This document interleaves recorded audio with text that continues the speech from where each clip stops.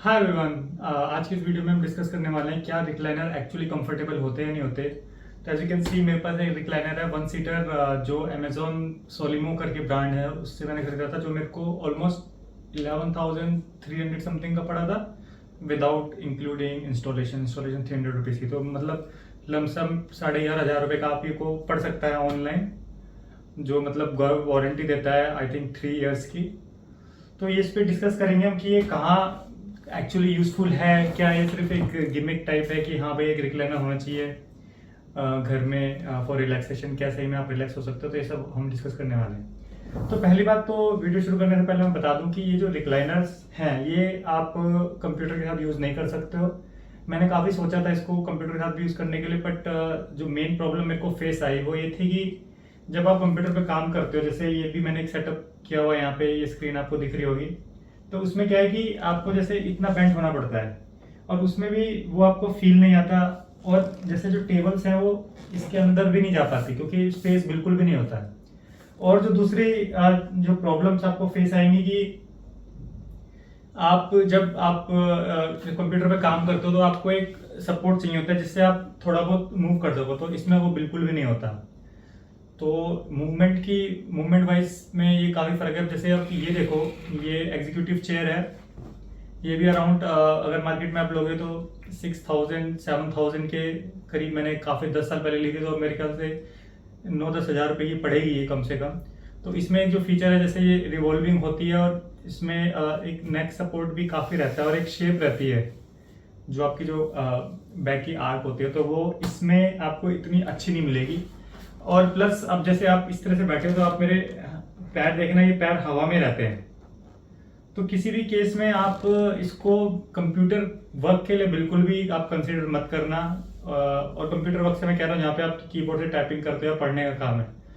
But अगर आप gaming खेलते हो और मतलब गेमिंग करते हो, या जैसे आपका सिर्फ जो कंट्रोलर होता है, जो गेमिंग कंट्रोलर होता है, तो उसको अगर आप यूज़ करते हो तो ये काफ़ी ठीक रह सकता है आपके लिए। मतलब उसमें आप इजीली आप इसको यूज़ कर पाओगे क्योंकि हमें उस टाइम पोस्चर मेंटेन करना नहीं होता, क्योंकि कीबोर्ड में तो आपको एक सही से टाइप करने के लिए चाहिए होता है, बट उसमें आप ऐसे कर सकते हो। अब आप कहोगे कि कीबोर्ड तो हम जैसे अभी वायरलेस आ गए हैं, इसको आप ऐसे shit I think I block it.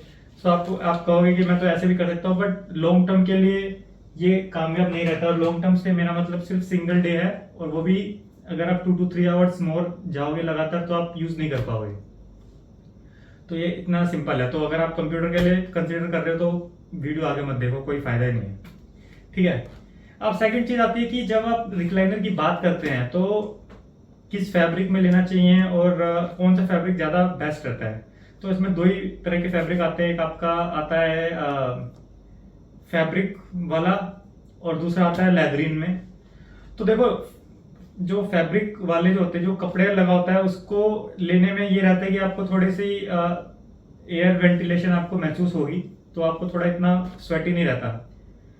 पर उसमें एक जो प्रॉब्लम मेन रहती है वो रहती है कि आपका क्या है कि जो डस्ट होता है वो बहुत ज़्यादा एक्यूमुलेट हो जाता है, और आप चाहे वो डाइसन का एयर मतलब वैक्यूम क्लीनर यूज़ कर लो या कोई और कर लो, हाई पावर का कर लो, पर वो डस्ट निकलता नहीं है अनटिल अनलेस कि आप उसको डीप क्लीनिंग ना कराओ, तो उसमें भी इतना कुछ सही नहीं है। और दूसरा आता है लेदरिन, जो डस्ट अंदर नहीं जाने देता, भारी रहता है।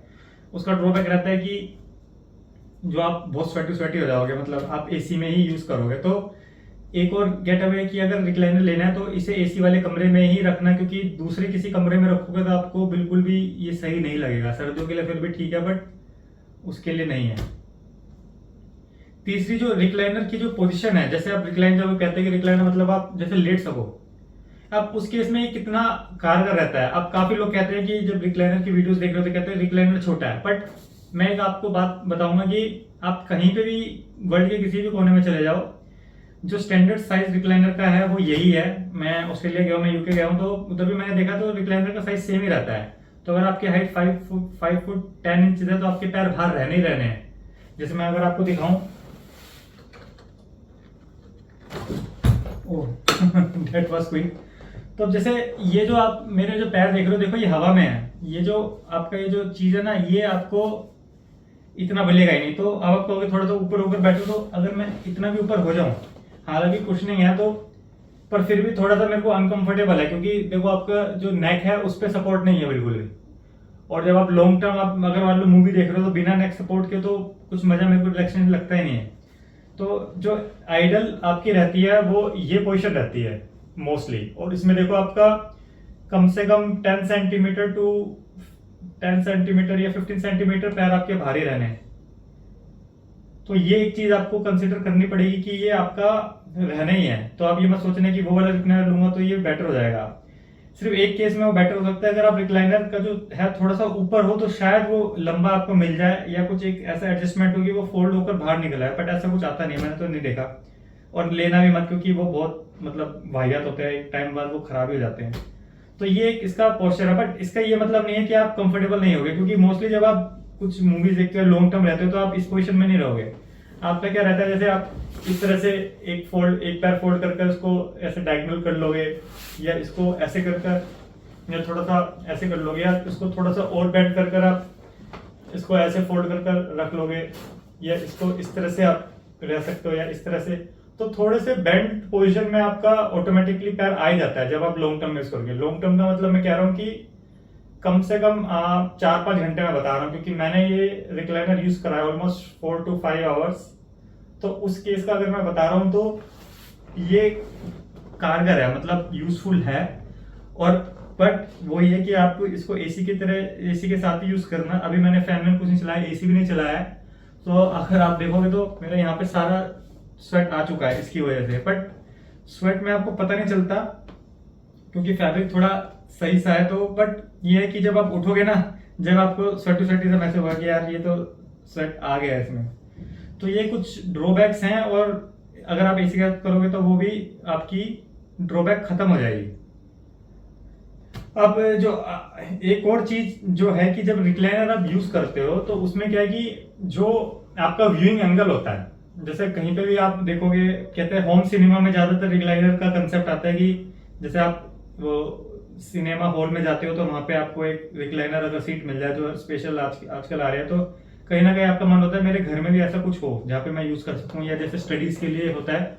तो जो व्यूइंग एंगल है, तो देखो जब अब आप ऐसे बैठते हो ना, ये ऑलमोस्ट ठीक सा है, क्योंकि ज्यादा मैं रिक्लाइन नहीं कर रहा। अगर मैं इसको इतना कर दूंगा तो आपको आंखों में भी स्ट्रेस होगा, क्योंकि बॉडी काफी रेस्ट में आ चुकी होती है। तो आप ये तो बिल्कुल भी ठीक नहीं रहता, अनटिल अनलेस कि आपको तारामंडल टाइप ऊपर स्क्रीन हो, तो वो अलग बात है। तो ये जो है थोड़ा सा ये एक स्टैंडर्ड साइज मेरे को लगता है रिक्लाइनर में। अब उसके लिए आपको स्क्रीन भी इतनी ऊपर माउंट करनी पड़ेगी अगर आपको एक्चुअली रिक्लाइनर के साथ आपको देखना है। तो उन केसेस में आपका जैसे प्रोजेक्टर स्क्रीन है वो काफी कामयाब रहती है। इसलिए आपने काफी देखा होगा रिक्लाइनर के साथ एक प्रोजेक्टर का होम स्क्रीन टाइप में ये सब सेटअप दिखाते हैं। और टीवी बहुत कम आपको देखने को मिलेगा रिक्लाइनर्स के साथ, अनटिल अनलेस कि आपका बहुत बढ़िया सा हॉल टाइप रूम हो।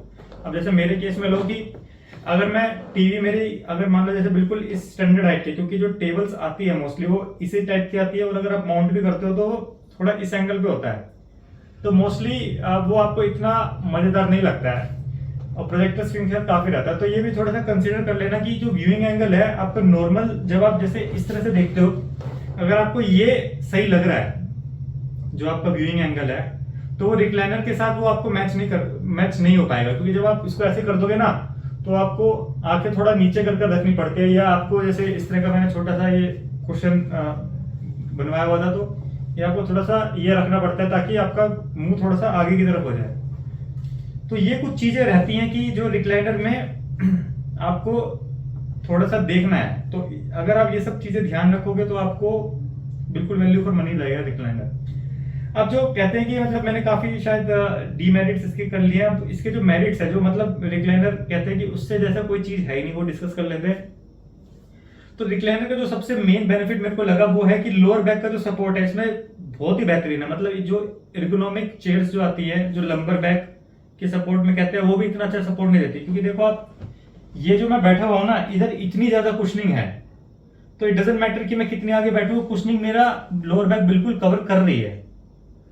तो चाहे मैं इसको ऐसे करूं या ऐसे करूं, तो ये हमेशा कवर कर पाती है। अगर आप जैसे वो आजकल कंसेप्ट चला है वो जो है, वो भी मेरे पास है, उसका भी मैं रिव्यू करूंगा। जो इस तरह से स्लांट टाइप में तकिए हैं, उसमें भी आपका एक गैप बनता है बीच में, बट इसमें बिल्कुल भी नहीं बनता है। तो मेरे केस में जैसे मैं कई बार बीमार हो जाता हूँ, जैसे बुखार होता है तो सारे दिन लेटने का मन नहीं करता, तो उन केसेस में ये काफी सही लगता है, क्योंकि ना ही आपको लेटने देता है और बैक को सपोर्ट देता है काफी अच्छे से, तो वो मेरे को काफी ठीक लगा।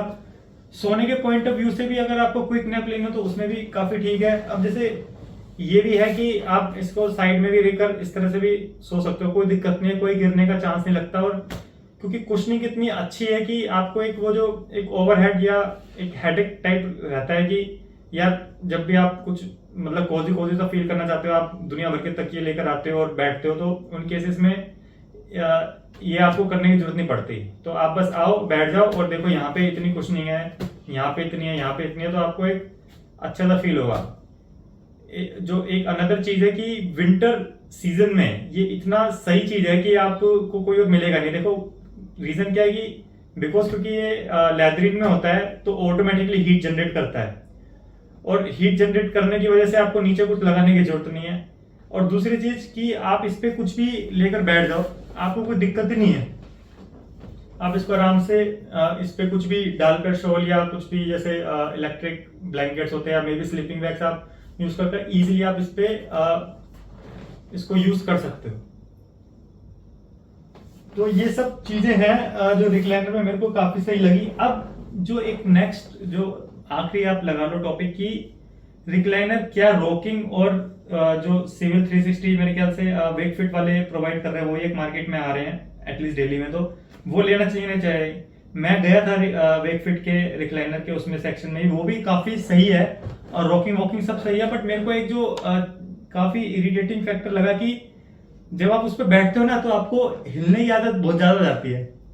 तो जैसे मैं वहां पे मेरे ख्याल से 5-10 मिनट ही बैठा था, और जैसे मैं और भी काफी रिक्लाइनर और सोफे ट्राई कर रहा था, तो मेरा मन यही करने के लिए लगा हुआ था। तो ये थोड़ा ध्यान रख लेना अगर उस तरह के रहो तो, क्योंकि आपको हर बार फिर वही हैबिट पड़ जाती है। जब भी आप मूवी देखोगे तो आप हिलने की कोशिश करते रहोगे, क्योंकि वो काफी बल्कि होता है तो आपको बहुत ज्यादा हिलना पड़ता है। जैसे मूवमेंट में ये भी होता है पर ये इतना नहीं होता, ये हल्का सा पुश करते हैं, बट उसको काफी करना पड़ता है। और सिविल में भी ऐसे ऐसे तो थोड़ा इरिटेटिंग हो जाएगा मतलब थोड़े टाइम बाद, मतलब आपको लगेगा कि है। और मेरे को उसमें लॉक मैकेनिज्म नहीं बताया था उन लोगों ने, और मैंने पूछा भी नहीं था, तो उसका भी थोड़ा ध्यान रखना। अगर वो ले रहे हो तो ये देख लेना कि क्या उसमें लॉक मैकेनिज्म है, जो रिवॉल्विंग और ये जो क्या बोलते हैं उसे रॉकिंग जो मैकेनिज्म है उसको स्टॉप कर पाता हो। तो मैं अगर मेरा सजेशन लोगे तो आप उस सेक्शन में जाना ही मत, क्योंकि ये रिक्लाइनर जितना स्टेबल हो उतना ज्यादा ठीक रहता है। क्योंकि आप देखो जब आप इसको यूं कर रहे हो, पूरा ऊपर कर रहे हो, क्योंकि स्टेबल है इसलिए आराम से जा रहा है। अगर ये रॉकिंग में होता तो आपको काफी पुश करना पड़ता है, जो कि मैंने देखा है। अब एक लास्ट ले लेते हैं कि क्या ये एल्डरली लोगों के लिए कितना सही है। तो देखो जो एल्डरली के हम कहते हैं तो मोस्टली सब ये कहते हैं कि आप मोटराइज वाला लो। रीजन क्या है कि इसको ऑपरेट करना काफी डिफिकल्ट होता है। जैसे मैंने अभी आपको दिखाया था, जब मैंने इसे ओपन किया था तो बहुत तेजी से उछला था। तो ये चीजें जो एल्डरली पीपल होते हैं, जैसे सीनियर सिटीजन होते हैं या ऐसे लोग ये जैसे हमारे फादर मदर, जो इन्होंने मशीनरी इतनी यूज नहीं करी होती, तो ये थोड़े से घबरा जाते हैं। तो उस केसेस में थोड़ा सा ट्रिकी हो सकता है। और जैसे अब इतना ये, जैसे मैंने अपनी मदर को भी बैठाया था, तो जो ये सिंपल सा मोशन है इसमें भी इनको काफी टाइम लग जाता है करने में, और ये काफी इरिटेट भी हो जाते हैं, बट कंफर्टेबल काफी है। तो मेरा जो एक्सपीरियंस रहा है कि एल्डरली लोगों के साथ कि वो पूरा इसका यूटिलाइज कर नहीं पाते। जैसे अब ये जो मैकेनिज्म है बिल्कुल लेटने वाला, इसके लिए आपको हमेशा आना पड़ता है, और वो मतलब समझ नहीं पाते हैं, और मोस्टली ये दिक्कत रहती है। और प्लस ये जो इसका लॉकिंग मैकेनिज्म है ये तो कभी वो बंद कर ही नहीं पाते हैं। जैसे अब ये है ना, मेरे को भी काफी मेहनत लग रही है, और इसको काफी जैसे एक पुश करना पड़ता है। जैसे अभी भी बंद नहीं हुआ, अभी अब बंद हुआ है, तो ये इनको काफी टाइम लग जाता है करने में, और आपको एक बंदा चाहिए होगा इनको लगाने के लिए। और इसमें एक जो मेन प्रॉब्लम मेरे को लगती है रिक्लाइनर्स में, जैसे अब आप कहोगे कि यार ये बार बार बंद करना पड़ता है, इसको खुला छोड़ देते हैं। तो जैसे मैंने ये करा, इसको अगर आप खुला छोड़ोगे तो ये इस पर बैठना भी मुश्किल है। अब जैसे मतलब कि अगर एडल्टली लोग हैं घर में, तो अब जैसे मैं भी बैठता हूँ, मेरे को भी आलस आता है इसको करने में। अब जैसे इस तरह से बैठना हो तो यहाँ पे जैसे ये देखो, ये इस तरह से बैलेंस बिगड़ जाता है, और काफी बार ये ध्यान नहीं रहता कि बैठना किधर है, क्योंकि जब आपको ये खुला ही मिलेगा मोस्ट ऑफ द टाइम, क्योंकि अगर लोग ज्यादा होते हैं तो ऐसा खुला मिलता है तो ये ऐसे बैलेंस बिगड़ जाता है, और स्पेशली किड्स के साथ भी काफ़ी प्रॉब्लम रहती है, वो झूलते हैं तो ये इस तरह से डिसबैलेंस हो जाता है। तो ये चीज़ें ध्यान नहीं रहती, तो इसलिए मैंने सिर्फ अपने लिए बनाया था और मदर के लिए मंगवाया, क्योंकि मेरे को लग रहा था कि शायद इंजरीज के चीज़ें ज़्यादा होगी। तो उन केसेस में आप मोटराइज वाला कंसिडर कर सकते हो, बट वो ये कि मोटराइज वाला जो है वो बहुत ज़्यादा कॉस्टली है। ऑलमोस्ट आप ये देखो कि ये 11,500 का है, तो वो आपको पड़ता है ऑलमोस्ट 28,000 समथिंग का। तो मतलब ट्रिपल रेट लगा लो, या एटलीस्ट 2.5 गुना रेट तो है उसके। और प्लस एक और जो प्रॉब्लम फेस आती है कि जो मोटर होती है इसकी, उसकी वारंटी मिलना बहुत मुश्किल हो जाता है, क्योंकि मोस्टली ये इम्पोर्टेड या बाहर से ही आते हैं, किसी और स्टेट से आते थे। दिल्ली में भी मैं कीर्ति नगर गया था तो मेरे को कुछ सही डील नहीं मिली, और वारंटी भी सिर्फ 1 साल की ही मिली जहाँ पे भी गए थे। तो वो थोड़ा सा मेरे को कंसर्न लगता है कि अगर कल को मोटर खराब होगी तो फिर क्या होगा। बट ये है कि भाई अगर आपके पैसे हो तो आप उसको कंसिडर कर सकते हो। तो मेरा ये टेक है कि रिक्लाइनर अगर आखिर में कि लेना चाहिए ऑफ कोर्स लेना चाहिए, बिल्कुल लो।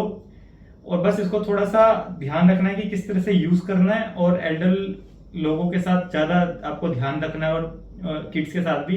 बाकी देखो कंफर्ट में कोई प्रॉब्लम नहीं है, एसी के साथ यूज करना पड़ेगा ही आपको, क्योंकि उसके बिना तो बहुत ज्यादा गर्मी लगती है इसमें, क्योंकि ये जो पूरा बैक है और जो आपका नीचे का एरिया है वो सारा आपका स्वेट से गीला होना ही होना है, बिकॉज क्योंकि कोई वेंटिलेशन नहीं होती है इसमें।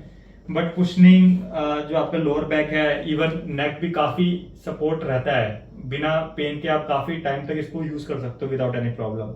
तो 4-5 घंटे आराम से निकलते हैं। बाकी ये मैं थोड़ा सा दिखाता हूँ आपको घुमा कर कि मेरा एक जो सेटअप है वो मैं अच्छा वैसे वीडियो डाल दूंगा कि जो होम सिनेमा का है कि वो कैसे आप कर सकते हो, और क्या क्या चीज़ें आपको चाहिए, उसकी भी एक वीडियो बनाऊंगा, वो आप देख लेना कि कैसे आप एक होम सिनेमा अपने घर के एक छोटे से सेक्शन में भी बना सकते हो।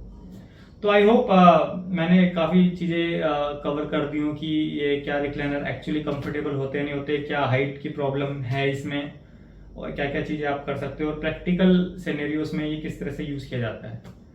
तो I hope you get some idea, और मिलते हैं नेक्स्ट वीडियो में। Bye, take care.